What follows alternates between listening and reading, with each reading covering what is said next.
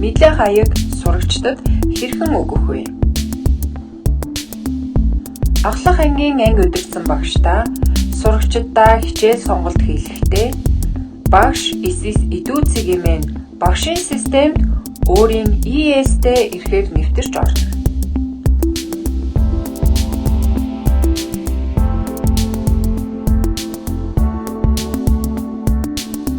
Та системд нэвтэрч орсноор дараах цонх харагдана.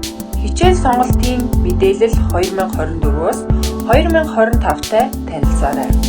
Ангийн журнал хэсэгт дарахад сурагчдын мэдээлэл бүхий цонх нэгдэнэ. Тухайн хэсгээс сурагчдын мэдээ хаяг болон суралцагчийн системийн нууц үгийг сурагчдад илгээнэ.